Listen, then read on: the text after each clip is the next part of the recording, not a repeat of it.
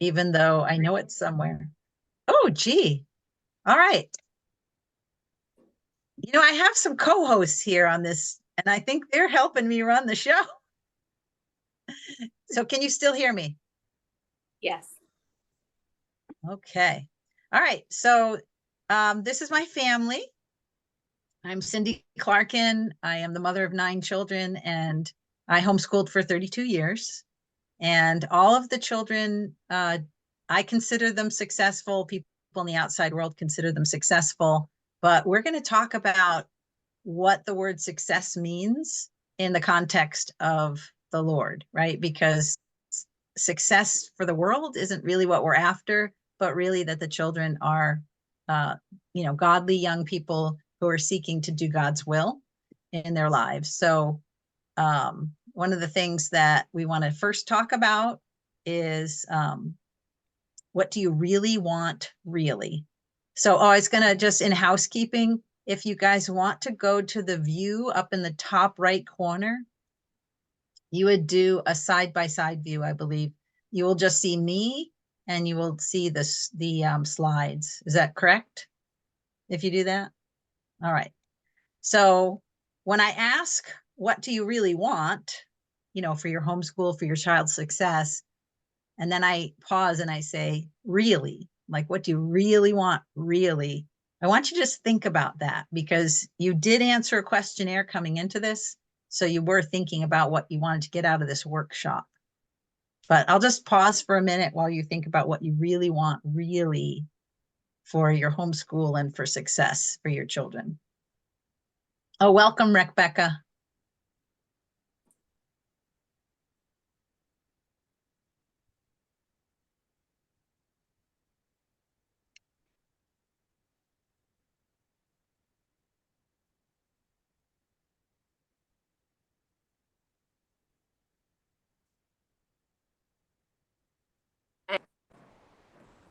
Looks like some of you are writing down things. That's good. If you just think about what you really want, really. But I know when I first started homeschooling, I thought of this. In Matthew 22:35-46, an expert of the law came and tested Jesus with this question. Teacher, which is the greatest commandment in the law? And Jesus replied, love the Lord your God with all your heart and with all your soul and with all your mind. This is the first and greatest commandment. And the second is like it. Love your neighbor as yourself. All the law and the prophets hang on these 2 commands. So if I think about what I really want for my children, that sums it up. I want them to know the love of Jesus and then share the love of Jesus with others.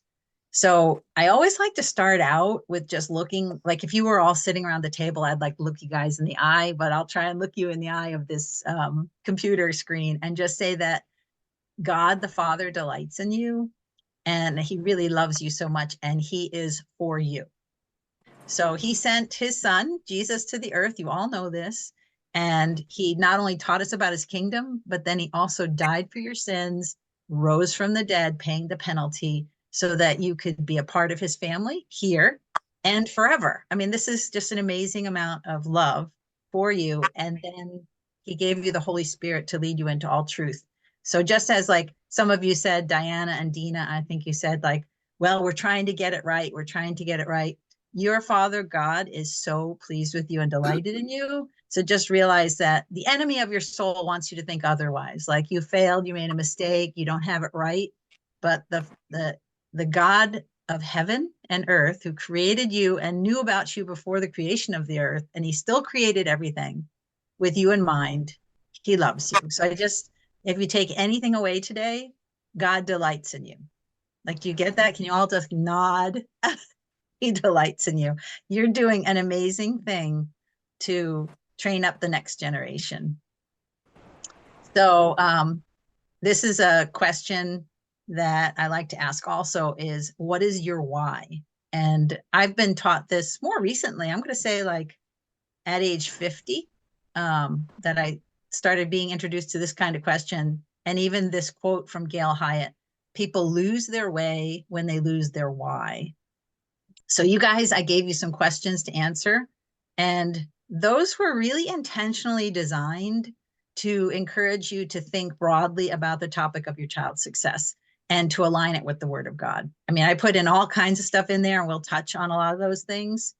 And interestingly, vision was one of the things that I put in there because I think you have to start with vision.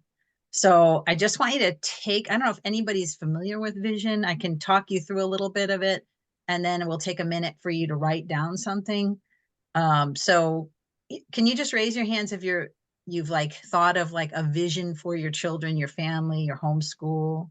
I see Bonnie has raised her hand, and Dina, Susie, Myra. Okay, all right. So just about everybody, yes, you have a vision. But sometimes like making it more concrete by writing it down is helpful. And even like printing it out nicely and putting it on the fridge. Even that, like what I said before, like God delights in you, to like just print something out like that and just put it on your fridge and remind you like, okay, he delights in me, even though I'm not feeling delightful today, you know? So when we take a few minutes to write our vision, we're describing it for either, you can describe it for your students, you could describe it for yourself as the homeschool mom. But here are some just clarifying questions you want to think about. How do I want to describe my child or my student in 25 years? Like, what are they going to be like in 25 years? What would success look like for them in 25 years? People typically think about them getting a job. People think about them being financially independent. I did put little questions like that ahead of time. Loretta doesn't know about the questions because I just invited her 10 minutes ago, but I asked them questions about things that were maybe under the title of success. But I want you to think past college, past getting scholarships, past getting a job. What are you equipping them for the rest of their lives? And then I know in the intentional questions I said, do they have vital skills? I used the word vital skills for success in relationships.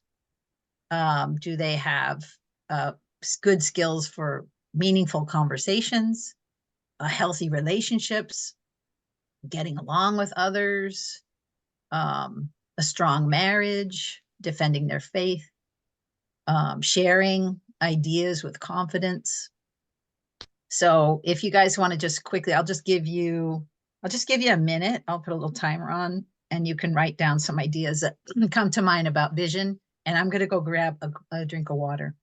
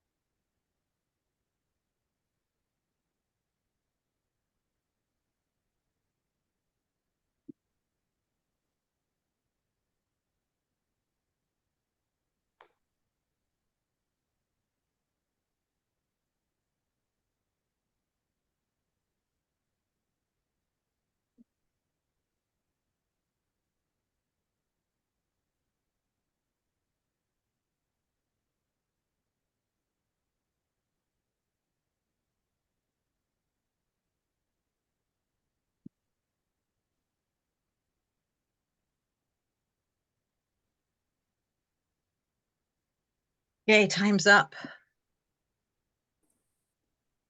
Oops. No, I don't know how to use my watch. I think I reset it. Lap time. Good old fashioned Iron Man. Anyway, so I don't know if you've ever had anybody do that kind of an exercise with you where you just spend a minute to think of your vision, but it's really good to think of what do we want to see in your student's life, and then this is the why. This is the why you're really here for, right? I think so. I don't know. I'm speaking for you. All right. So then we come to this one, gaps. What are you doing right now to make your vision a reality? So you kind of think of like, where are you right now? And when I got together with Shayla and Mayara, we were at a nice little picnic table in a nice little park, and the kids are all playing. And I said to them, if you had to make a list of everything you're involved in, and it is a really healthy thing to do. Diana was saying how she tried something and then realized she needed to research and rethink.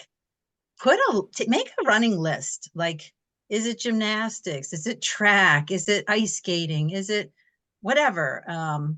Cooking classes, foreign language, music, choir, church activities.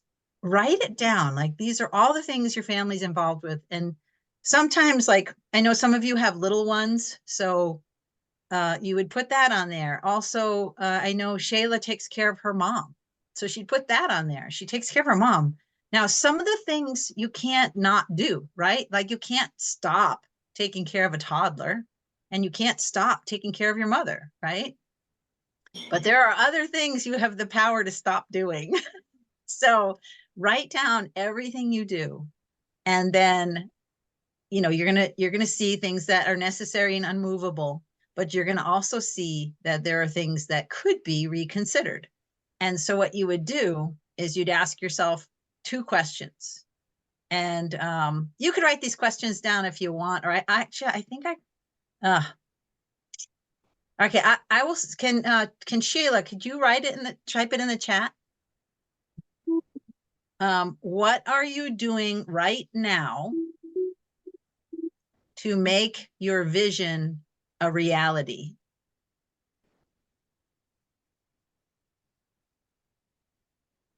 What are you doing right now to make your vision a reality?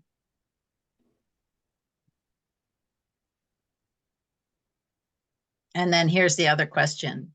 What are you doing that is keeping you from making your vision a reality? This is almost the same question. What are you doing that's keeping you from making your vision a reality?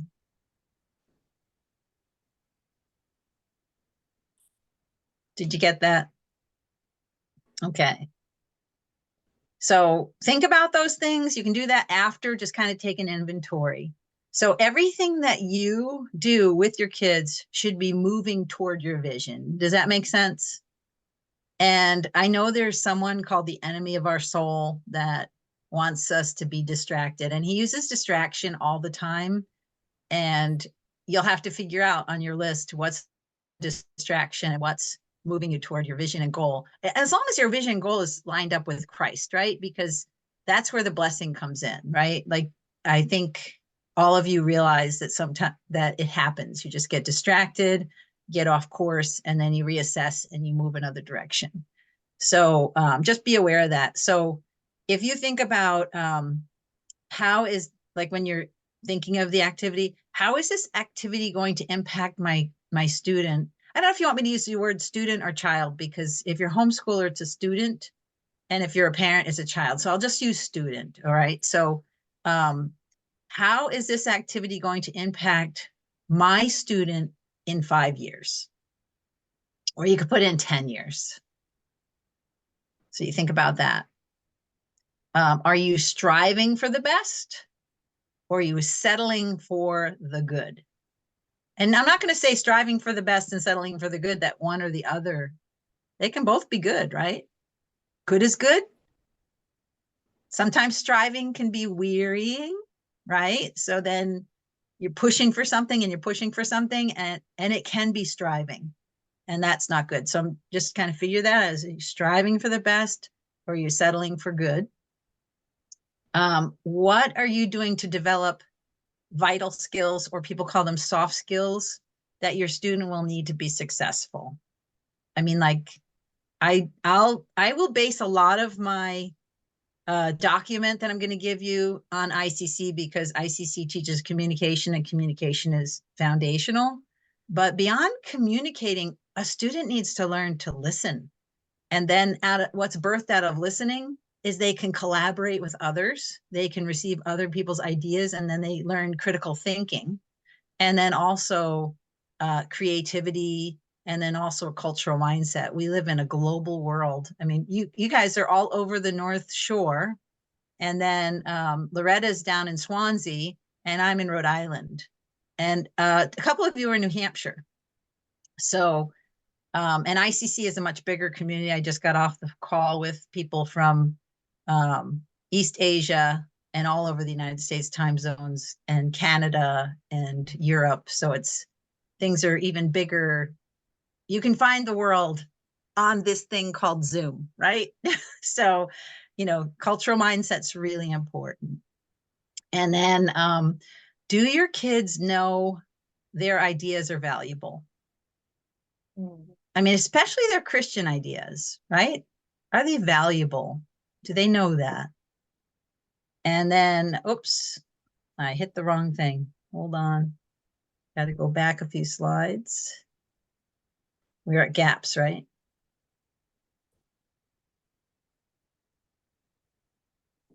Boy, you got to watch those buttons. All right. And then, are you being intentional? Because I will tell you, this whole idea of visions has just kind of come to me. Like, I'm 61 years old, so like the last 11 years. So if you're not intentional, guess what? You're accidental. Like, things just come your way and you say, okay, I'll try that. And then it works. So you keep on doing it. And then something else comes your way and, oh, I'll try that. That didn't work. So you leave it. So there's like, you can be accidental or you can be very intentional through prayer. And like, I think it was, it might have been Dina or I think it was Diana who said that she just, did a lot of research, and then you ask people, and even being around people you can ask and getting to know people and people you trust, right? And then you can ask and grow with them and ask them what works for them. So again, like ICC to me has transformed my life, and we have done a lot of stuff with our family. All 9 of my children have been to the Communicators for Christ conference at least once. Some of them have been 5 times. So, and some of you know Ruth, and Ruth was, she lives up on the North Shore. She goes to church with Bonnie. She goes to church with Susie. And she goes to church with you too, Dina? Okay, so Ruth did the Communicators for Christ conferences in the 90s, I believe. So when she was a teenager. She's now, let me guess, 36.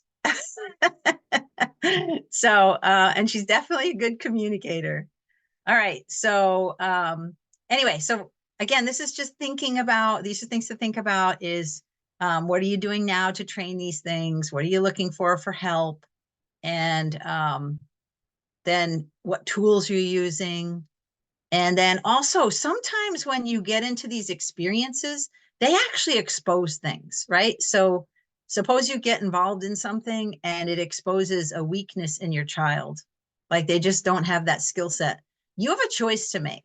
Like, for instance, I have a son, Timothy, and he actually was not very good at math, but his vision for his life was to be an engineer. So he had to become better at math because engineering was something that God was calling him to. So sometimes that exposure shows you a weakness, and then you have to do something intentional to fill that gap, right? So just be thinking of that. Like, I will just say, in relation to public speaking, a lot of times parents are like, "Oh, my kids really need that," but they'll never want to do it. And you're like, "Well, if you're not going to do it with them, who will?" Right? So even though it's a gap and they're a gap in their learning, you want to fill the gap to give them the ability to go forward in life in a successful way. So that's worth it. It's worth the tension and the discomfort there. But then other times it's like, you know what? We don't have to do Boy Scouts anymore. I am sick of Boy Scouts, right? And just be like, it's just a lot of running to meetings. I don't even believe in the organization anymore. They change so much. So sometimes it's that kind of thing. It's so easy to be like, you know what? We're not doing 4-H anymore. We got rid of the goats. So anyway, so just be thinking along those lines. This is actually, I'm on this slide for a long time because it is like one of the things that you're going to think about as you go forward to write a transcript. Because transcripts, I think of them as a placeholder. If you're going in, like a lot of you guys have 8th graders, you can actually put things in there. They're going to do this in ninth grade, and this in 10th grade, this in 11th, this in 12th. You can do that. Just kind of, again, casting vision. And then after the fact, suppose something came along and it wasn't in there, you can just go ahead and do it. And then it goes into the transcript wherever it fits. So, so I just want you to realize that some things you're going to plan and they're going to be like, no, you have to take algebra. Everybody takes algebra. And then there's other things where you're going to be like, you know what? Like when I said 4-H, like maybe you don't have to do that kind of stuff. But I will tell you that in this whole gaps idea, when you're moving forward and you're doing all kinds of activities and things, a lot of people, by homeschooling, this happens naturally. You go after a lot of broad different things, right? So you have, your child's got a lot of varied interests. Again, you're going to just have to realize what your child's gifts and skills are so that you can just realize, okay, sometimes when they fail at something, you're not going back to that something. Sometimes when they fail at something, you're going to bolster that, like if it's math, that they would get a tutor or something, so they'll get better at it. Because when it comes to what they're going to do, because I know you want to know what they're going to do as a vocation, you're going to want them to go deep in that thing. And a lot of kids are good at a lot of different things, but they're not really great at anything. And I used an example with the women at, with Shayla and her friends at the playground. I used the example of theater. So if your child is the star of the show all 4 years in high school, that is not as impressive as if they were the star of the show or they were just in the chorus. Then they became the star of the show. Then they were in charge of stage direction. And in the end, they ran the whole program. You see how there's a progression there of like a deep dive into theater? So if you're running a theater program, your child just wants to be the star. Well, just think of it. What is the chances that they're going to be the star? But there's all the different aspects of running theater that are valuable as well. So it's just that I know Rebecca has been in theater, so she could probably weigh in on this, but that's just an example. It's like there's so many jobs. And if the kid just like is on one thing related to the field, it might not be as valuable as they know everything about the field, right? Like I said, with the one son that wanted to be in engineering, well, then he had to be good at math because he had to be good at physics because and he had to do chemistry. There's things that he had to do to be good at the engineering. So that comes when they know their vocation. So anyway, but there's impacts of these different things. And sometimes the experience you have is the experience. It's just one, it's just a one and done experience. And then you move on. But then there's other things where they have to like focus a little bit more.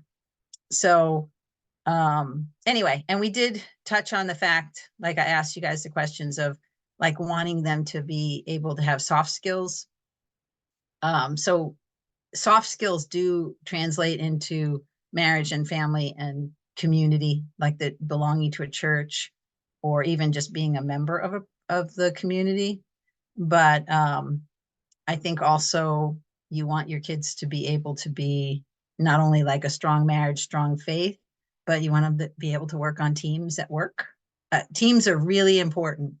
And like I said, the soft skills start with communication, but with communication comes listening and then comes collaboration and all these other different things, creativity. We call them the 5 C's in ICC, but I'm going to switch here to ICC because that is pretty much my lens for things because I've been involved with ICC since 2013. I was a chapter sponsor and now I'm the area coordinator and it's all volunteer. I did ask people to pay me for today's services, but that just goes right into a scholarship fund. It doesn't go into my pocket. It goes to a scholarship for an ICC member. But ICC is unique because a lot of communication programs will do just teach the kid to speak. Okay, good. Look, he can deliver a speech. Yay. He's got the competence. But we want competence and character and connection. So we've all seen competent speakers who didn't have character and they end up being like little Hitlers, right? So they can just be really nasty in their delivery, right? Because they're very confident in themselves and then they don't have character. But that's not what we're looking for. And we also don't want them to not be connected to something larger, right? Like they could be connected to their family or a community like their church. Definitely the gospel of Jesus Christ, that connection to just share the love of Jesus and just to be ambassadors for Christ, right? So I'm just going to stop right here because I've been talking for about, I think, 20 minutes. So now I just want to open it up. We're going to transition from this section where we're trying to help our kids to be ambassadors for Christ as the overall vision of our family to the nitty gritty things that have to do with transcripts. So I just want to open it up if there's anybody who has any questions at this point.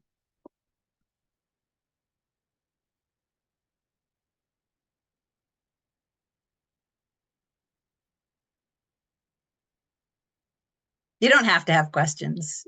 I guess all right. So one thing that stood out to me that you said real quick was, do your kids know that their ideas are valuable? Could you just kind of touch on that a little farther of what you mean by that? I mean, other than kind of the basic of it. Yeah. So if you've got this, I mean, we've got the whole child here, the competence, the character, the connection. Kids do have ideas. They do. They're full of it. They're individual. They're created in the image of God. Just like I said, God delights in you. The same is true for them. God delights in them. And he gave them, like a purpose and some giftings and a calling. People call that the vocation. And so oftentimes young people are not listened to. So create an environment where you listen to your kids' ideas, but then what about out in the real world where, because you could coddle them at home, right? And be like, hey, it's a safe place to talk to me about your ideas. But out in the world, people can say, that's stupid. Well, now we've seen a world like that, haven't we? Like one person with the megaphone yelling at everybody else that you're wrong and I'm right. So if our children who have ideas are able to just in a very small way get those ideas out until they become stronger and bolder and hopefully stronger in their faith and bolder for Jesus, then they will be able to speak what they believe in Christ or what they believe about how everybody should have backyard chickens or like you don't really know what they're going to come up with. One of my daughters was like, BMX racing is great. Well, that was when she was 14 and she's a BMX coach at age 25 and she still races on the national circuit. So her ideas were valuable and valid even when she was just a kid. And she had to convince mom and dad that this BMX racing was something that she could, engage in as a kid because you worry about injuries and all that kind of stuff. And I tell you, she's such a light in that environment. And the other night she had 11 girls and women coming out to learn how to race their little BMX bikes. Have you ever seen a BMX bike? They're just little tiny bikes, little 20-inch bikes. And you've got, okay, that's fine for a little kid. She's 25 years old. She's still riding that little bike. And she rides it quite well. She's got a whole video series on how to teach people how to ride them. But I know there's a really great quote that Teresa Moon has that goes along the lines of this too, where she says that, I'm going to be butchering her quote, but she said it right in Here is Living Things. You're going to believe that they're right and you're just going to follow them. And I think that's where the kids have to also feel like there's value to what they have to say.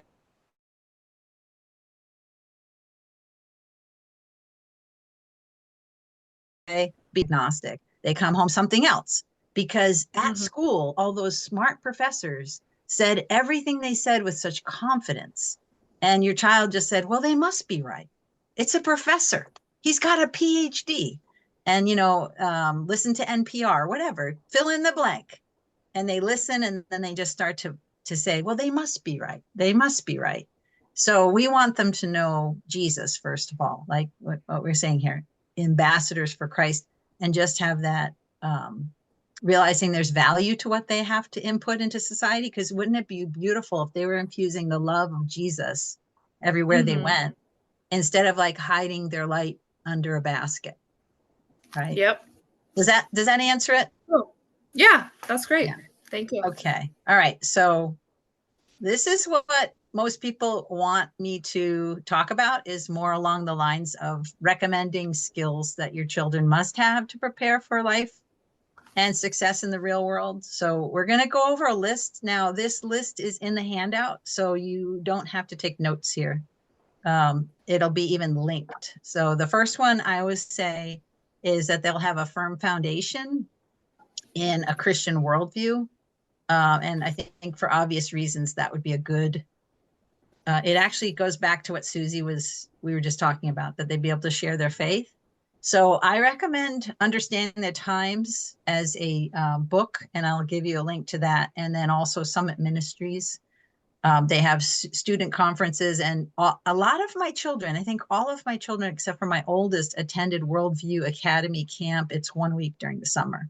So this is just, and I will say off the top of my head that are on the top of this list, number one is Worldview. Study Worldview with your kids. Like if you take that Christian Worldview class, Understanding the Times, you take the class with them, because you will learn so much and you'll have a common language and like a conversation. And then when Susie, when your child has their ideas, like I have an idea about this, like we just talked about Marxism, Mom. And you get to have a conversation about Marxism versus Christianity, right? So, because they have ideas. So definitely take these classes with your kids. The next one would be have really good communication and character and competence, which we just showed you the 3 circles, and the vital skills. So again, this is my lens of ICC. So empower your student for the empower your student for the extraordinary. There is a readiness assessment that I'll give you a link to, and then you can kind of assess where your child is right now, and then hopefully you want to move them forward. And then also there's a book by Teresa Moon called Vital Signs. I'll give you a link to that. And the first chapter is free, so you can even just start to read that, and then see if you really want to buy the ebook. And then, of course, ICC has been very helpful for my kids. And then joining a local chapter. We have one called RI Hope in Rhode Island. You have actually 2 up there on the North Shore.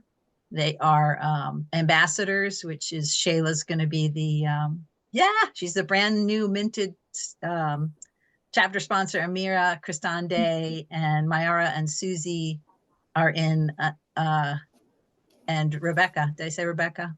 You're all in the one to be named Massachusetts 01, but it'll be named hopefully soon. And then also, I don't think Loretta's still on the call, is she?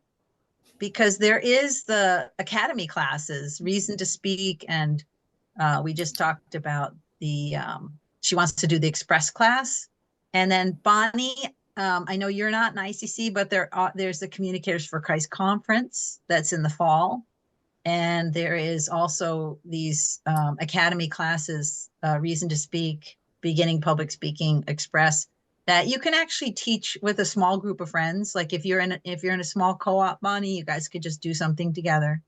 And then anybody that does any of the academy classes is invited to be in the, it says ICCFS, which is because it's really long. ICC stands for Institute for Cultural Communicators, and FS stands for Forensic Society. So let me get a drink of water after saying that.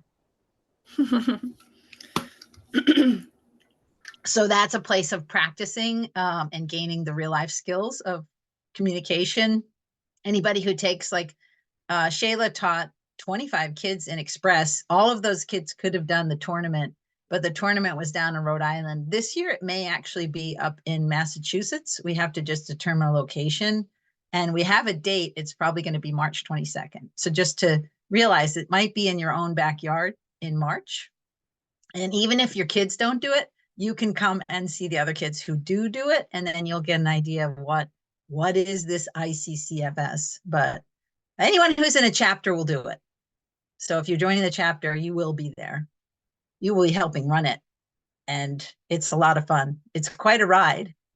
It's a 1 day, very intense, but wonderful learning experience. So number 3, pray for your leaders and learn how to become involved as a citizen of the United States. So I do know that some of you are immigrants into the United States, but pray for this country. And then also just learning to be a biblical citizen, which Rick Green has a great course. And I think Patriots Academy might also be by Rick Green. And my kids have done Teen Pact.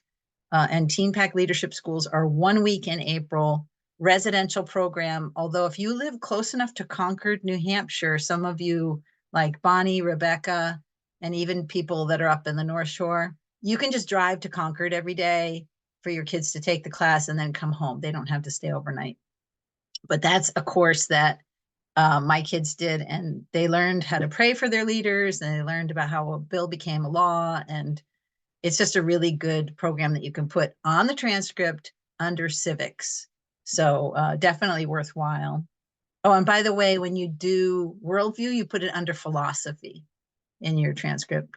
So here's another one: study US government and the foundation of the American Constitution. There is a web link that I'm going to give you, A Republic If You Can Keep It by Wall Builders. And then just I'm going to give you this tip. Locally, there is Plymouth, Massachusetts, you guys. There is Boston and the Freedom Trail. But Plymouth has a very good museum called the Jenny. And there's this older gentleman, Leo Martin, and he will take you for a walk through the streets where the pilgrims walked. And like do a little research ahead of time about their faith, and you can ask him anything. They lived in peace with the Native Americans for 50 years. And I think when we were talking at the playground, I went off on a whole tangent for like 20 minutes about going to see Leo Martin. So that'll also be linked. And then the last one is, and this is really important, that your kids know how to manage their money and steward things, from a godly perspective. Tithing, buying a car cash instead of buying it on credit, all that kind of stuff. And so I do think that's another worthwhile thing. Again, in the document I give you, everything's going to be linked to the different resources. So any questions about the top 5 before we go into the next top 5? I just want to second the Jenny Museum. Oh yeah, Leo. I was like crying on the tour. He was amazing. Okay, wait, I got another little tip for you. In the month of August, on Friday afternoons, you can go and be a pilgrim as a family. You can. So if you want to know more about that, I guess you'll just email me and I'll let you know.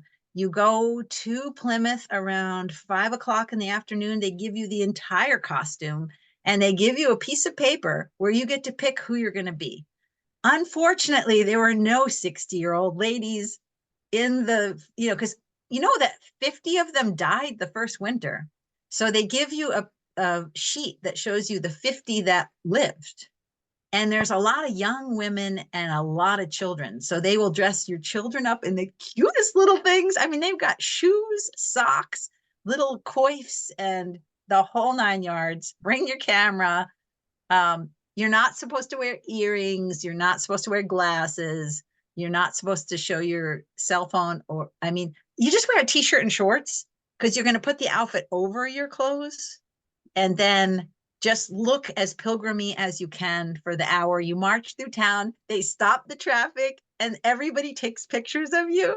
My granddaughters are like, I feel it's like a celebrity, Grandma. Like people get out of their cars and they're videotaping us as we're crossing the street. And they said, it's a solemn procession. You're going to church. So they told us don't be like, hi. And my granddaughter was dying. She just wanted to be like, hi. And she's trying not to smile. You can smile, but it was a great experience. So get to be a pilgrim on a Friday, any Friday in August, and they do it rain or shine. So you could be a tough pilgrim and go on a day when it's free. Anyway, and I think they take anybody who shows up at like, if I think it's 4:30, you show up at 4:30 and they'll get you dressed up. Anyway, all right, next top 5. This is the top 5 for transitioning into high school from homeschool to college. So some of it applies, some of it doesn't. If you're in a co-op, a lot of this stuff will happen naturally, this transition. But this section I'm going to do in 2 colors. The one color is Michelle Wiltshire, who wrote the original document I'm going to share with you was written by Michelle Wiltshire. She was a Regent University admissions officer or admissions worker. And she realized back in the 90s that homeschoolers were coming with all kinds of things that they called transcripts. So she made a transcript template. So when people came to Regent University and said they were homeschoolers, she would give them the template. They could fill in all the blanks. And then the admissions people could actually use the formula that they used for everybody else. So I think it's a great tool. I've heard Homeschool Legal Defense has one as well, but this one I know is free, and I'll give you a link to it. So we're going to go through her list pretty quickly. Again, everything in here is going to be in the handout. So don't wait until college to expose your child to your student to a classroom setting. Again, the homeschool co-ops, dual enrollment in college, Sunday school, all these situations take them out of the home and into the classroom environment. And then again, I recommend the Communicators for Christ or joining a ICC chapter. And then don't wait to start your child taking college entrance tests like the SAT or the ACT. She said that statistics show that experience with tests increases a student's scoring. And there's also lots of preparation material and practice material online. But I have another side to this is I didn't have my youngest children take the SATs. They had really good communication skills and they were excellent at writing their essays. And so they were able to, Lydia was able to get scholarships for colleges without SAT scores. Some of them are very formulaic, like this score gets this presidential scholarship or whatever. So some of them you have to play with their formulas. But I would definitely look into what's like if you think some of you have really young children, so you're not thinking of college, but when you do start to hone in on, are they going to go to a state school? Are they going to a Christian school? Then look into what the requirements are at that time, because I'm going to link you to Jeannie Berlowski, and she teaches the skills of excellent essay writing, but she also has articles about the SATs and ACTs. Since COVID, a lot has changed. Some schools are just making it, what do they call it? It's recommended, but it's not required. So that could swing. Remember, these things like swing like a pendulum. I will tell you, it's a multi-billion-dollar industry, is the SAT and the ACT. And is it really a good way to figure out your child's skill set and gifting? Probably not. So you're not going to put, as the Americans saying, all your eggs in that basket, right? You're not going to be like, oh, they have to score really well, and you're just going to drive your child to score really well. Because in the end, I think how they do in the interview, if they create some kind of portfolio, if they can show that they have a competence in whatever they're going to study, then they're going to do way better than someone who scores in an SAT, right? So that's how it's almost like how they carry themselves with confidence, knowing that this is what God called them to be. And I've got lots of stories like that about my kids. So the next one is, don't wait until your child has figured out what they want to major in before beginning their college search. I want to just say, she says the choices will change periodically throughout high school. Like you can have a kid that's like, I had one. He wanted to be a film director. He wanted to be a physical therapist. And what was the other thing? He wanted to be an engineer. Well, those are really different. And he ended up being an engineer. But anyway, there are many different options besides college. I just want to say that. There's the military, there's community college for them to just kind of get their feet wet in like college courses. Even at age 16, they can start taking courses. I know Shayla's kids are taking courses over at Gordon. So you can ask Shayla, how did that work? And then there's missions. What if your kids want to do missions work? There's Youth with a Mission. Your churches might have mission trips. And then, of course, employment. Your kids might just want to work. Some kids just want to be a plumber, or they just want to be, some kind of like they want to be a fireman. There is nothing wrong with that. If they want to be a nurse, they need schooling. Actually, even firemen need schooling, but it's just like, just don't wait to figure it out. Like kind of work with them through high school. And then again, the blue words are mine. I recommend Jeannie Berlowski's book Launch for families with students 7th through 11th grade. I'll give you a link to her website, but you probably could just ask for it through the interlibrary loan. It's not a book like you read cover to cover. It's a resource. So if you have a 7th grader, you'd go to the 7th grade section like that. And then she has so many things up on her website that you might not have to buy the book. You just read the articles, because the book basically is a compilation of articles. And then when students are older, like 16, they actually have more of an idea of what they like. And you can connect with a woman named Cindy Matson. Now, I hope my slide is right. I don't know if Kyle's there and he can tell me if I've got my grammar right. But last time I did this, it wasn't done correctly. But I think I got it right now. She has 3 professional assessments plus coaching to help your child find their calling or their vocation. And she came and stayed at our house. And I'll tell you, kids would come to our house and they wouldn't leave. They just wanted to talk to her. Abby's friends and Lydia's friends, they were probably all, I'm going to say they were all like teenagers and early 20s, and they just wanted to sit and talk to her about life and direction in life. So she's a really wonderful Christian sister. She uses Myers-Briggs, Strength Finders, and the interest inventory. And then she does like this composite score to tell you the fields of interest. And it can be very helpful. I think she's more helpful because she'll sit down with you and talk for a couple sessions, and she's really available if you want to call her back later on. Like, what does this mean? I forgot. But she gives you a whole thing, a whole report. All right. And then number 4, do begin discussing the discussion of college admission requirements early in your child's high school experience. This may impact the type of courses you include in your child's high school curriculum. Remember, I talked about Timothy. If he's going to be an engineer, then he needs to take physics and higher levels of math like calculus. He went to the community college, took physics, and took calculus there, so that those were done in high school. So then when he went over to his 4-year college, he actually was the physics student of the year because he'd taken Apology of Physics, CCRI, which is a community college physics, and then they made him take it as a freshman. So if you take physics 3 years in a row, guess what? You're the physics student of the year. And I forget what they gave him, a little plaque and $100 or something. But anyway, so just realize, I mean, depending on what your child's vocation is, there are different requirements. And then sometimes it's just a certificate. Did you know that? Did you know that air traffic controllers just have an 18-month certificate? Isn't that crazy? And equine therapists, an 18-month certificate. So they don't have to go to college for 4 years and ride pretty horses and muck stalls for like $120,000. They can just take an 18-month certificate. So just find this stuff out ahead of time, investigate requirements.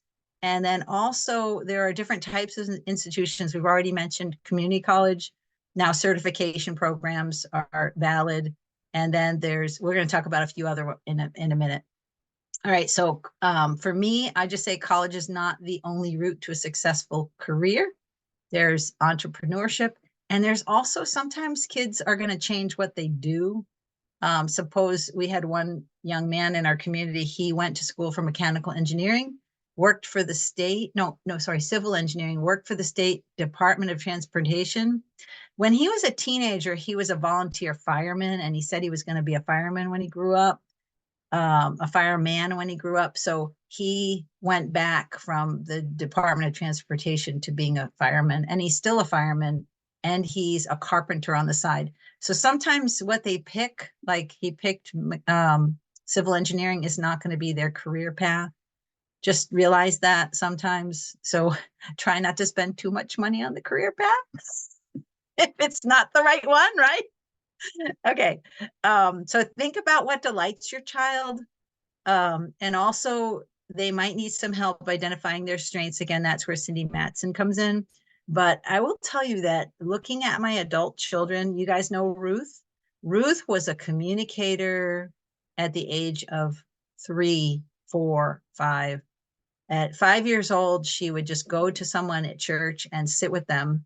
And when we looked across the base of people she was sitting with single couples who did not have children because of infertility, or single women who were not married yet, who were in their 20s. And well, for one thing, she's really smart. Mom had had her 4th child and didn't really have a lap for the 3rd child, right? So she's just finding, or I had my 5th child, still didn't have a lap for the, so she's looking around for someone who has time for her because she's very relational. But she was picking people who wanted her to sit with them. Like, isn't that really amazing that a 5-year-old would be that perceptive, or a 6-year-old? And she went on to be a communications major. And the people who know Ruth know that she is very skilled and perceptive and people oriented. So you see, I could have known she was going to be a communication major, like back in that, early at a 5 or 6 years old. So just be watching your children to what they gravitate toward. I always say it's I say sizzle and pop. Like, man, they could do that all day long. They are just so natural at it. So just watch them for that. And the 5th one is do begin to talk to your child about the finances and budgeting during high school, because they could have dreams of like going off to college or even launching, and it's not realistic, right? Like, so just be able to talk to them about finances. And if they are going to go into college, that's where financial aid comes in. And again, that would be the institution that you're going to be working with. And there are scholarships out there, and Jeannie Berlowski does a lot with writing scholarship essays. And then if you look at my blue words, I would say take Dave Ramsey's Foundations in Personal Finance. It's a high school edition. It's for homeschoolers. He also has a college prep for self-study, Foundations in College Prep for Self-Study. So you just look up his material. Some people find him too like wealth oriented. So if you can find someone who's more grounded in giving your money away to the Lord, that's fine too. It's a reality. They get these little plastic credit cards and they ruin themselves. So even, how to balance a checkbook, things like that. So just that is really an important skill. So before we transition, are there any questions about those top 5? Because I just have one more section to do and we're done. And it's been an hour now. Cindy, I definitely would love you for share some of these stories you shared at the park. The Timothy story? Yeah, about the water that he. Okay, so just to give you an example of one of my sons, Timothy, when he was a little boy, whenever we went to the beach, and we went to the beach all summer, he would just play on the beach, digging a hole. He'd just do it. He'd just dig a hole, fill the hole up with water, and then he'd like break the dam and watch the water go down the beach. Or he'd build a bridge over the trench that he made, and then he'd build the dam, then he'd break the dam and see if it broke the bridge, right? So what do you think a kid like that might end up being when he grows up? Anybody guess? Mayara can't answer and Sheila can't answer.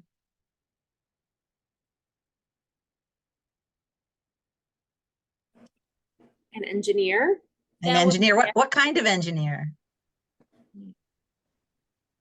I don't know that much about engineering to know. Okay, he is a water systems engineer. and he works for reclamation, and he's in charge of all the dams west of the Rockies. Like that's his company is in charge of all the dams. That's a government job. He's either designing dams or whatever. So when he went to apply for that job, he did, you know, the typical slideshow PowerPoint, but he took them back to the beach. And he said, my earliest childhood memories were playing on the beach, and I would dig and just delight in digging in the sand and filling up a reservoir with water and building a dam and then watching the water flow down the beach and watch what the water did to things as if and right after he goes into like, and this is my latest water project that I did and my schooling, because he had a master's degree from University of Colorado Boulder, and this is what I've done for Army Corps of Engineers when I worked for them. And afterwards they said to him, we want to hire you right on the spot. We have never heard anyone start their presentation the way you did. So they did hire him right on the spot, only he couldn't be hired for like 90 days because their two government agencies can't like they can't pick people off like that. So they had to wait 90 days for him to become available for them. But that was an answer to prayer anyway. But just to see what delights him, and then it becomes his career path. So anyway, so there's a lot of stories like that. Can I ask you something about that story? Yeah. So he ended up being engineering. But how was his middle school and high school ages? Did you notice he was going through that path, or he wanted to be something else, or like totally forgot about that? How was his childhood into adulthood? Okay, he never stopped building sandcastles and dams, never. Even when he was at high school and college, still building them. So that just has been a lifelong fascination. He also built a city in our backyard, which he called Sylvan, when he was 12 to 13, 14 years old. It took him a couple of years to build it. That city, he thought about everything. He thought about the irrigation of the city. He thought about where would the city well be. He built it all out of sticks and stones and moss. So when he built the farm field, he would just pick moss off of rocks and then put it out so it looked like an irrigated farm field. And he actually had irrigation ditches that ran through the farm field. He had a Palisades fence that he built out of sticks. He'd go out there and like pick the leaves out of it so that it would look good and take pictures of it. And he started thinking about these people, like these people in this city, they need water for their horses. Their horses will give manure and they'll plow the fields. They need education. I'm going to make Council Rock. They need entertainment. I'm going to make a theater. And he's just building this city. It started with just the well, and he knew the people needed food. So he had the well and the irrigated field and the stables for the horses and then houses for the people. And then it just kept building. So he actually had this mindset as a 12 and 13 and 14-year-old boy of what would a civilization need to survive and thrive? And they needed water, right? They needed water. And he stretched our garden hose all the way across the backyard, about 50 feet, to make a waterfall that then flowed into his village. So it would fill his well first. And when the well overflowed, it irrigated the farm fields. That's engineering as a 12-year-old digging in the dirt in the backyard. And he wrote those people a history. He wrote them a language, like Tolkien. He wrote their own language. So this is, I will tell you, when your kid delights in something, they do it in their free time. Yeah. I mean, countless hours building Sylvan and countless hours digging in the sand at the beach. Now, he did take physics. He did, like I told you, 3 years in a row, becomes a physics student of the year. He enjoyed physics. And he was not good at math, but he knew he had to get better at math. So that's where striving comes in. That's not bad, right? So he's striving to get better at math. And he did a lot of that at the college level while he was still in high school, preparing himself for a vision he had. Actually, his vision back then for himself was to be an architect. Now, on the one about finances here, my husband talked to him about the finances of going to architecture school versus the finances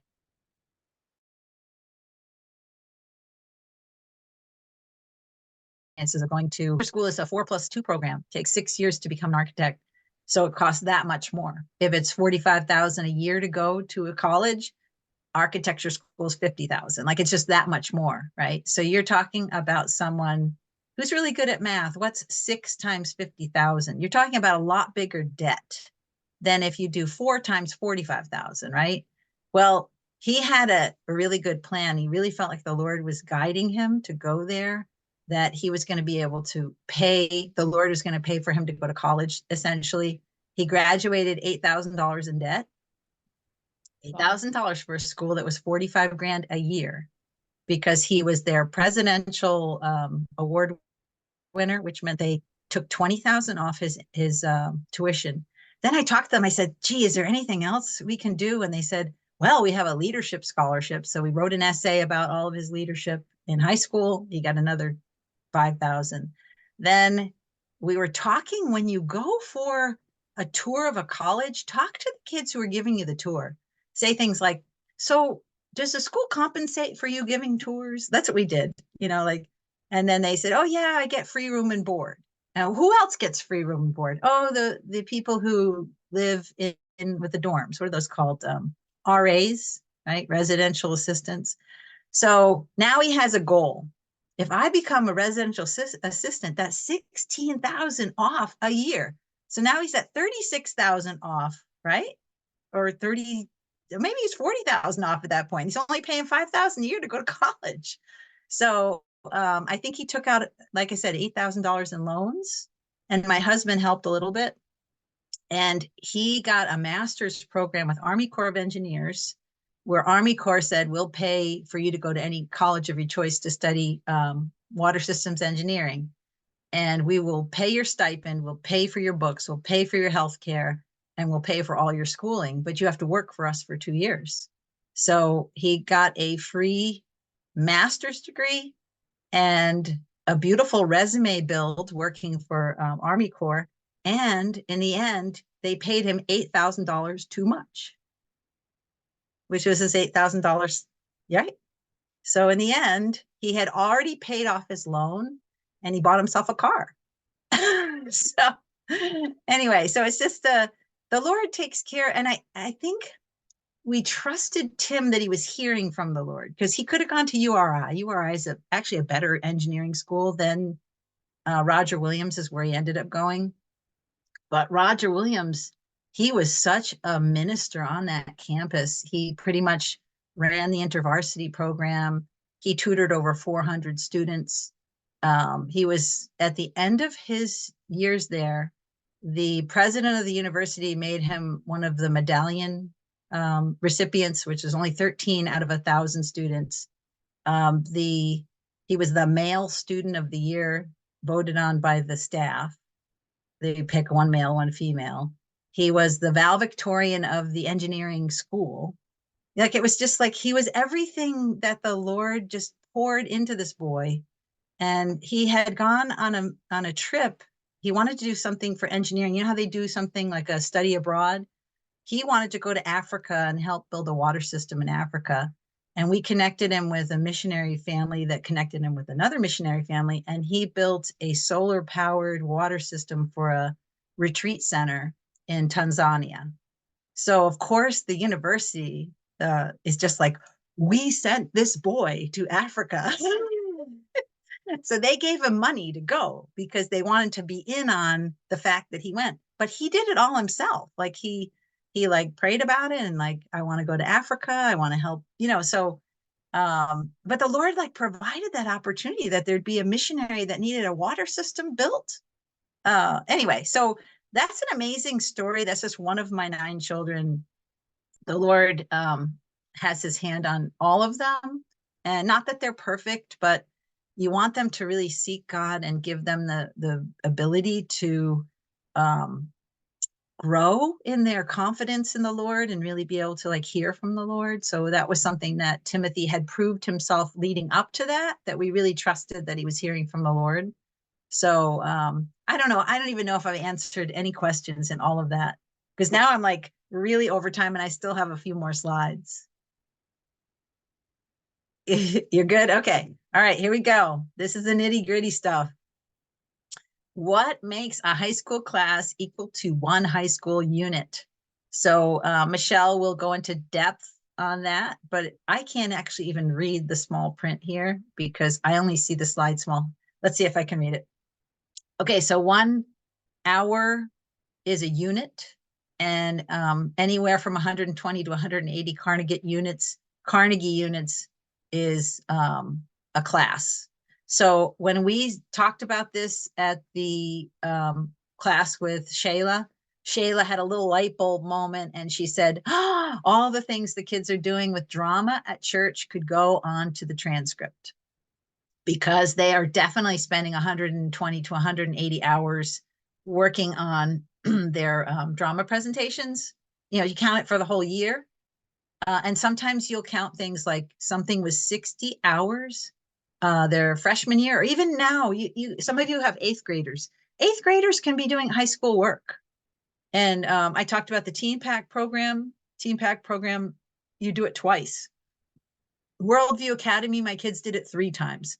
We put those into the transcript once, but there was a lot of hours in those. Like Worldview Academy is 20 hours of classroom, and they went 3 times. So that's 60 hours. So that'd be a half a credit.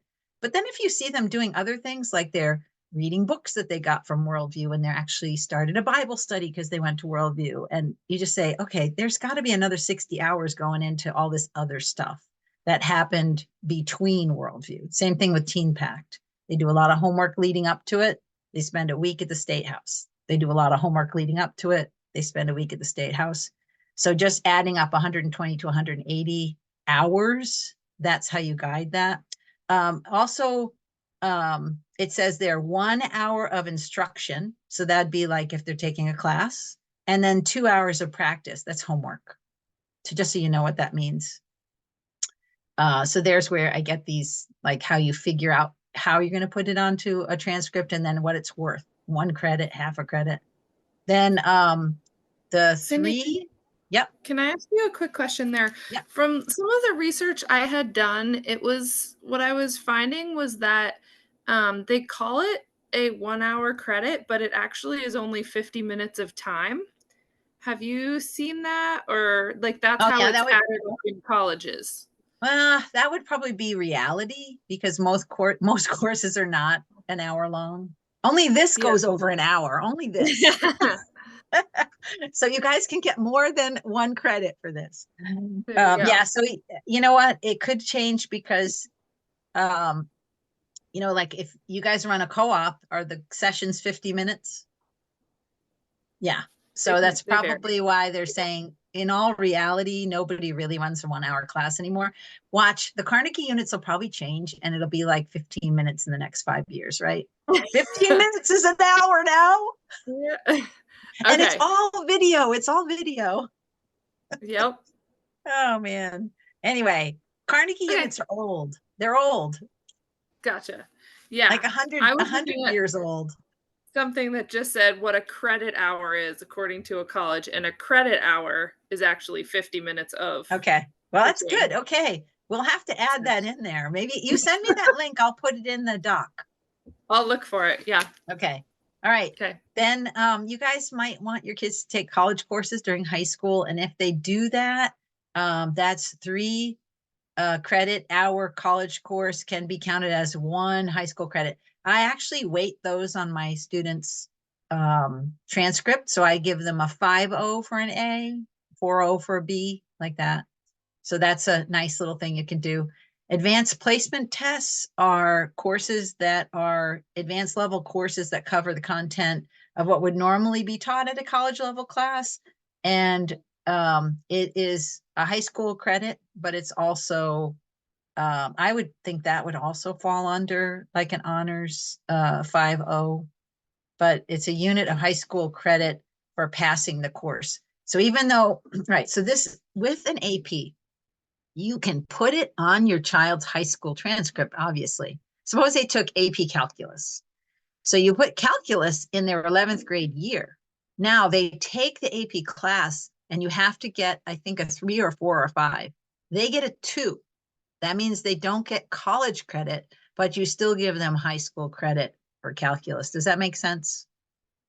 because it's just one test that AP goes by. I'm not a big fan because I think that's a lot of stress to put on a child to score a certain score in a certain test after they've studied the material for an entire year.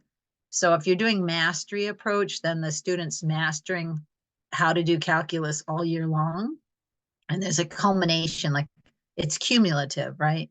The best thing to do with calculus and higher level things like that, take them at the community college. It is 16 weeks. In 16 weeks, they know whether they got a college credit, and they get a college credit if they get a C, like, but 16 weeks or an entire year and then 1 3-hour exam.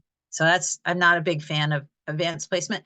And then if you're going to go the advanced placement route, talk to people who've done it. Because I have a friend who just did it with her daughter. So I would like ask her all kinds of questions like, what was the time commitment? How did she do? How did she feel? How did you feel about it? Just like Diana said, just ask questions to people who've gone that road before you, to see how they fared, how the student fared, because you don't want to put them into something, the college course, the advanced placement, the CLEP is the next one. You don't want to put them into something that's going to wear them down and burn them out. You're really trying to like solve different, what is it called? You're trying to like round out their education, but you don't want to burn them out in the process, right? And then the CLEP test is the last one. I did try to do this with one of my kids, but it isn't that easy. Someone was telling me that it was created for people in the military, so that the experiences that they had gotten in the military could then be turned into college level courses, and then it gets transferred into college so they could just finish a degree. You can actually CLEP test an entire associate's degree now, and it's very cheap, very cheap. So I'll give you guidance on that if that interests you. It's a lot of like the student doing everything on a computer monitor by themselves, so it's not very social, but it is a way of getting a cheap degree, a free degree. And then GPAs, everybody always loves to talk about that. This will be in the thing as well.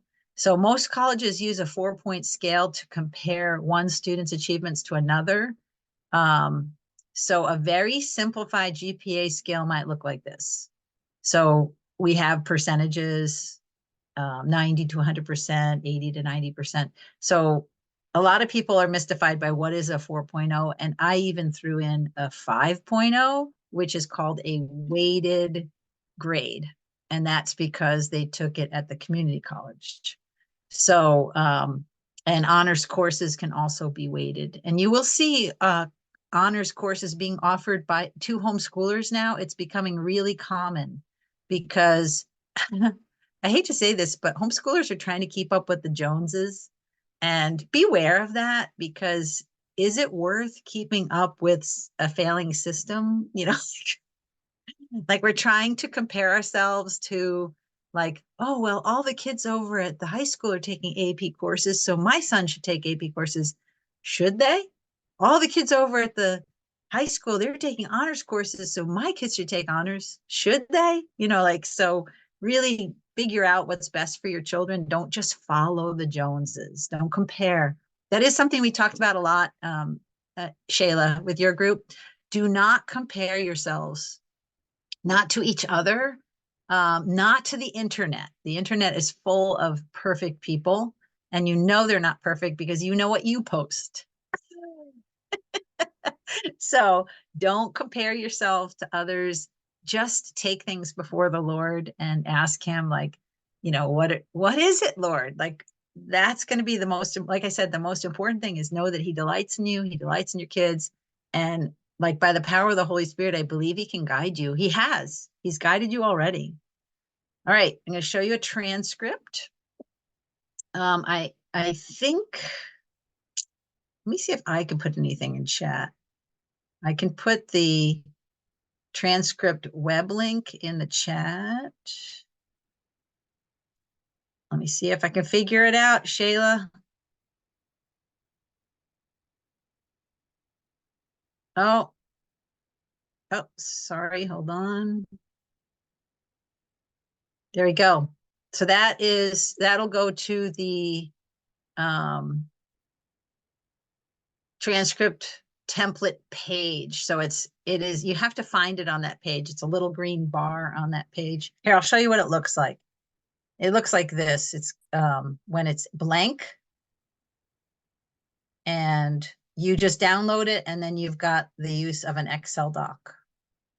So, and that the page looks like this. At least it used to look like this. And then the Regent University page. See there, I think I did, oh, they have a prep calendar. So, I mean, that's just to give you an idea what a university will do. I'm not saying that you should go to Regent University. It's just that Michelle Wilcher was a Regent University admissions person. So that's why that I have that connection. But I think colleges will have these, you know, how to prepare to come to college. They'll have information for homeschoolers, right? So anyway, so that's the whole thing. Did anybody want to look at any other slides or talk about anything? I haven't been able to see the chat. Did you guys have questions for me in the chat?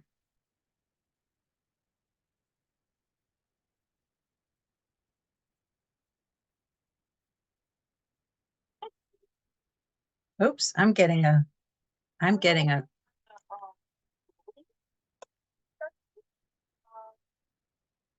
someone's calling me and leaving a message, and they're not even in this.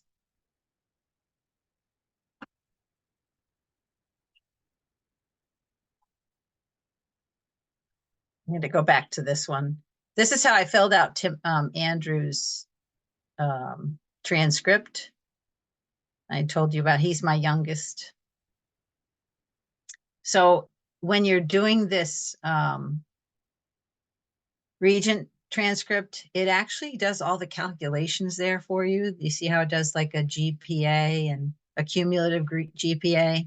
And I will tell you that I broke it at some point, like it stopped working. I don't know what I did to it. So I just downloaded another one and started filling it in again. So anyway, so any questions? No?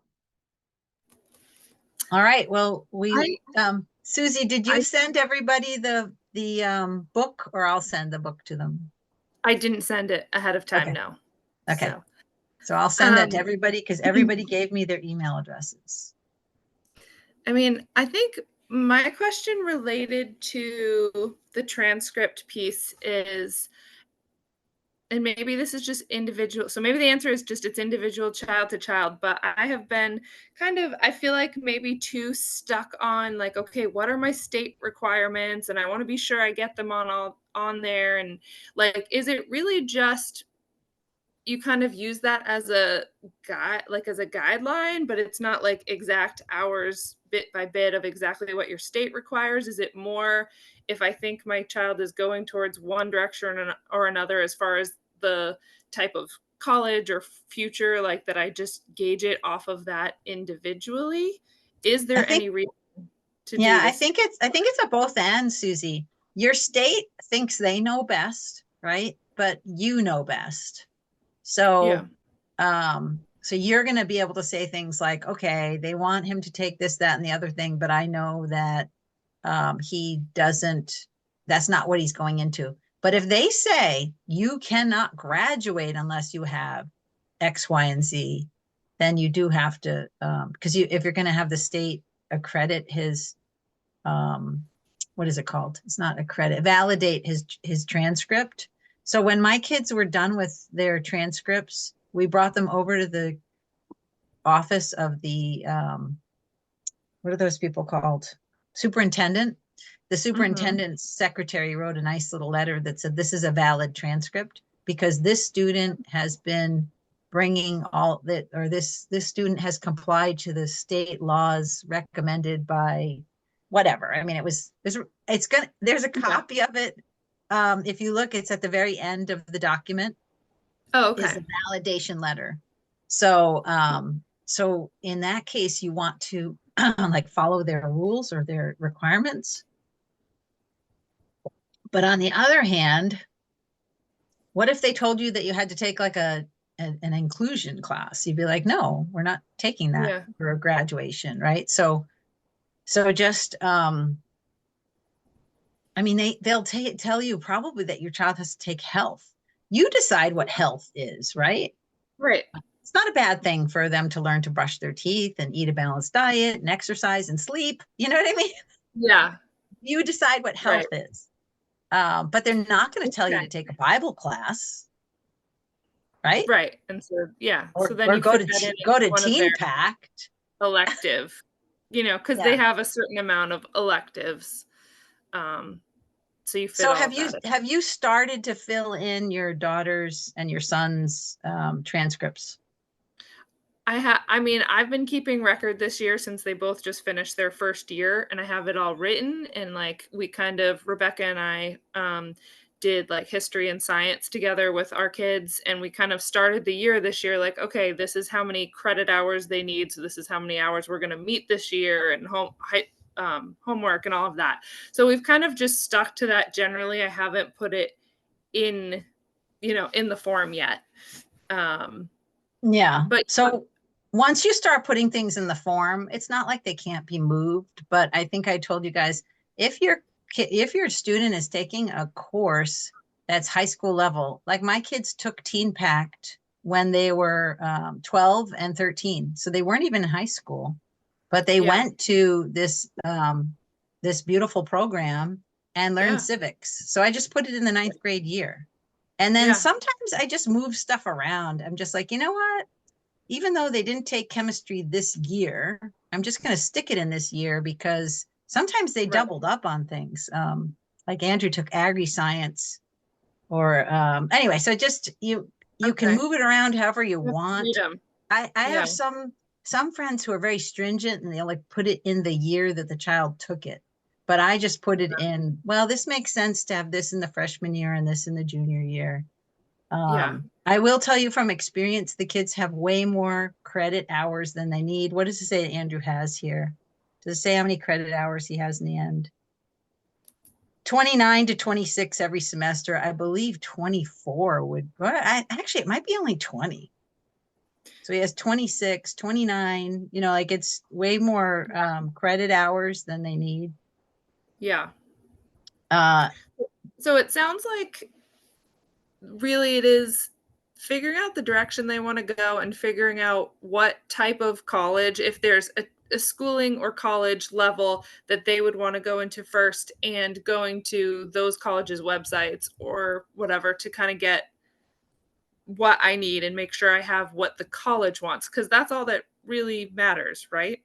Right. In the end, the college has to be able to accept what you give them. So what Michelle Wiltshire here was making is a standard. It's just, it's so simple. It's like chemistry, B+, 1 credit, 3.5, like it's just pretty simple stuff. But if you just look at how many different things he did, like there's plenty of electives in there. Yeah. I know that Rebecca's son is looking into being an NCAA athlete. And if you look at the requirements for them, it's not a very high bar, is it? Isn't it like the total is 16 credits or is it total 20? Something like that. So you have your NCAA credits, which are just the core credits, which I think is like 16 or 20. And then you have to have all the credits for the college on top of that and for your state. Right. So it's a both and, Susie. It's like know where you're headed. And then if you don't know right now, like I think Diana, isn't your oldest is 13? He's turning 13 by the end of this month. Yeah, so it's not like you're going to know right now what they're going to be. And even some 18-year-olds, some 25-year-olds don't know what they want to be.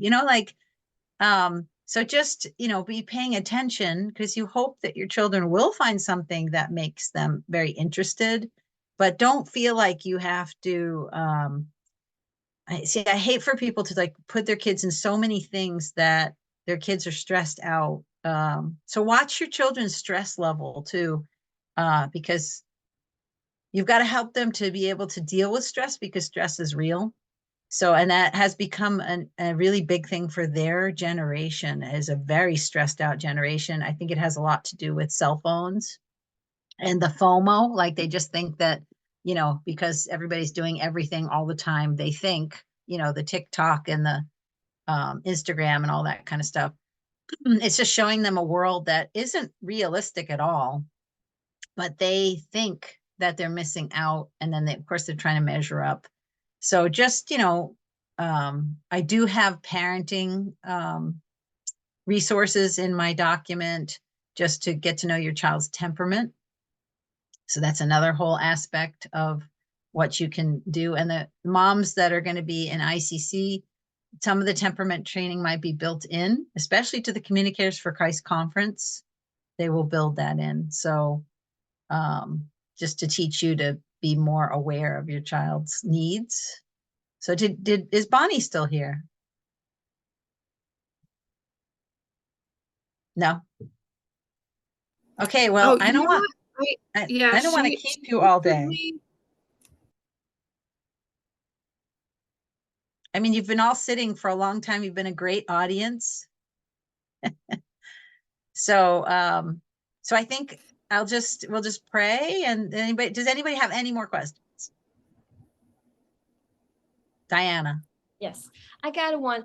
It's not about the schoolwork per se. It's more like it's more about your experience, and if you can share some tip with this situation. So you had 9 kids, right? Did you ever worry if did you ever worry if they were borrowing your faith instead of building them on, you know, their own? So because I do everything that I can, but again, Daniel is turning 13, and I pray about this every single day. Yes, yes, and as you should. Church. Yeah, we go to church. We read the Bible every day. We talk about all the crazy questions that he has and everything. But I worry about that a lot. Yeah. And I was hoping if you can share any experience or any advice. Yeah. So all right. So first of all, we all know that God wants us to trust him, right? And he gave you your children as a gift, and praying for them and training them up in the way they should go is really good. It's like, I commend you, like read the Bible with them, pray with them. But it's also important for them to take ownership of their faith. So I believe that with my kids, when they went to the Worldview Academy, they came home fired up for their own faith. I don't know if do you go to the same church as Shayla? No. So I'm just thinking that they have a church camp that the kids go to. They do. And I don't know if that does the same thing for your kids, Shayla, that they come home like they've been encouraged by their friends to like read their Bible and pray. So it's going to be a combination of you being steadfast in your faith and true to your faith, because that's what's going to stand with them. Like my kids now, John and I have been married 41 years this month, and they had a 40th anniversary party for us, all 9 of them.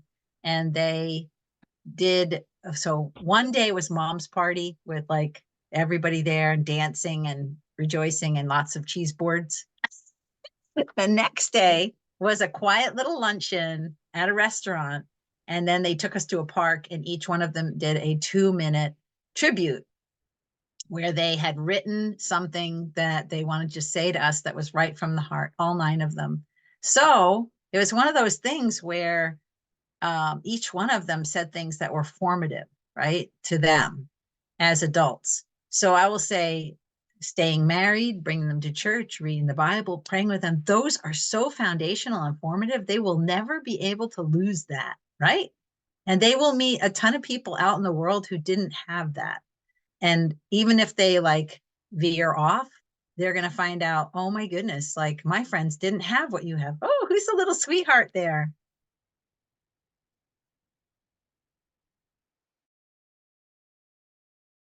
Someone needs the nurse. Feisty day. We're having a feisty day today. It's okay. Well, I've kept you a long time. So I will just say, you know, foundational things like that, Diana, are powerful. They have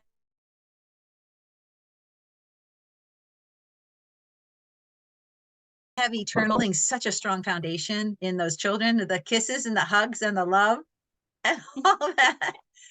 So, but then on the other hand, you know, if there's opportunities, if there's opportunities for them to be with young people and, you know, just because there has to be a separateness too, believe it or not, they have to separate. I know you got two that are like wanting to nurse, but they do separate from you someday. And in that time, they have to stand on their own 2 feet before the Lord. And you will have to stand on that too, Diana, that you sowed into them as best you could for the time you had them under your roof. And then trust. It's always about, it goes back to trust, and like read the scriptures and pray them, you know, like, I mean, I will tell you that I fell into, Diana, I fell into the trap of feeling like my works would result in like my kids would do no wrong because I raised them so well. But that's a fallacy, right? Like your kids are going to be their own people, and they actually will learn a lot through making mistakes. So when they make mistakes, just love them through the mistakes, because their best lessons are going to be learned just like your best lessons were learned, right? Like I know Dina said she was sick this last year. Dina, I'm sure the Lord taught you a lot through that you didn't learn when you're well, right? Like there's this dependence, there's this deep-seated trust, but a lot of stuff comes through pain and trials and hardship.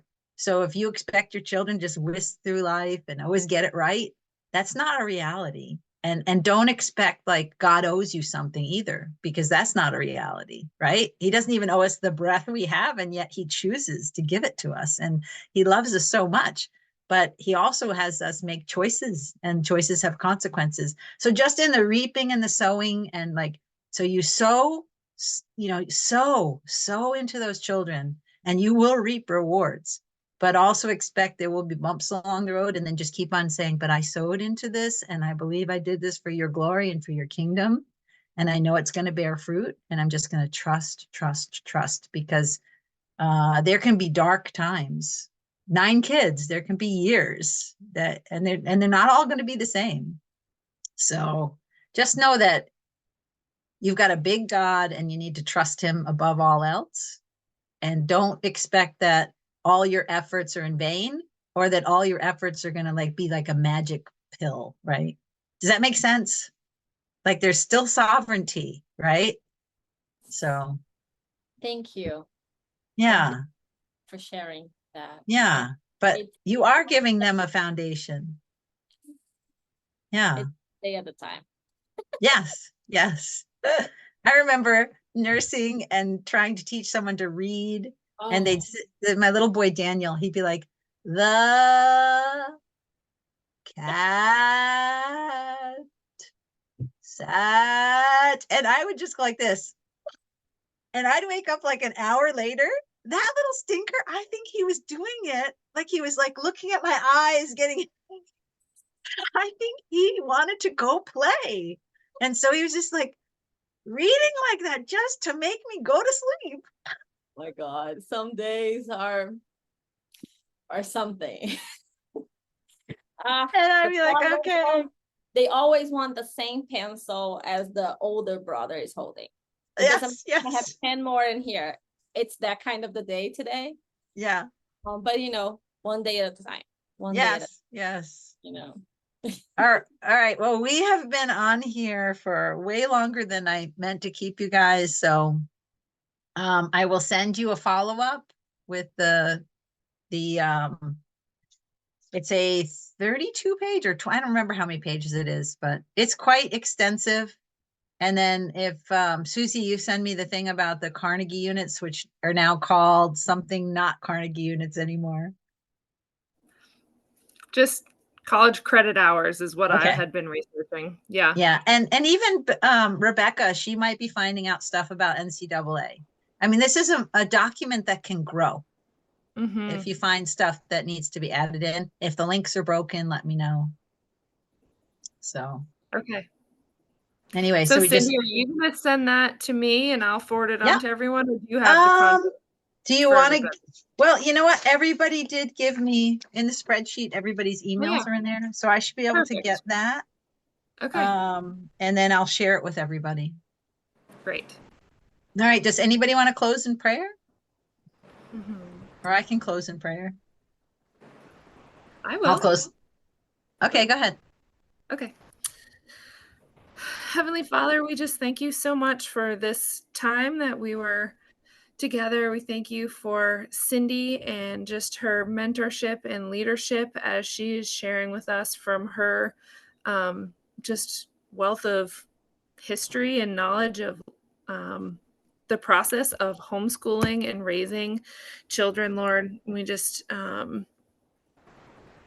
that you would help us take in the things that she has shared with us today, Lord, that you would help us know what our why is, know what our vision is, that you would just direct us as we keep considering those questions and come to some conclusions, Lord.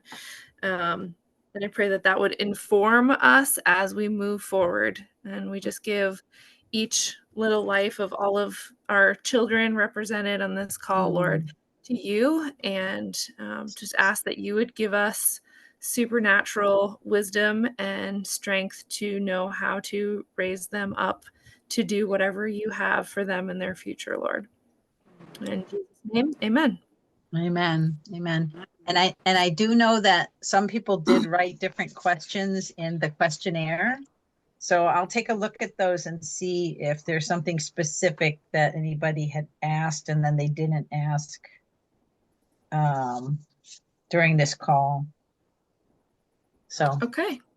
or I guess Great. if it comes up, Thank how about you. this? Write back to me and remind me of the question, because you might have a totally different question now. Anyway. All right. Well, Okay. God bless you. And thank Thank you, you, Cindy. Shayla, I think, for running the call. Thank you, Cindy. Bye, Oh, everyone. you're welcome. Thank You're you. welcome. Bye. Bye.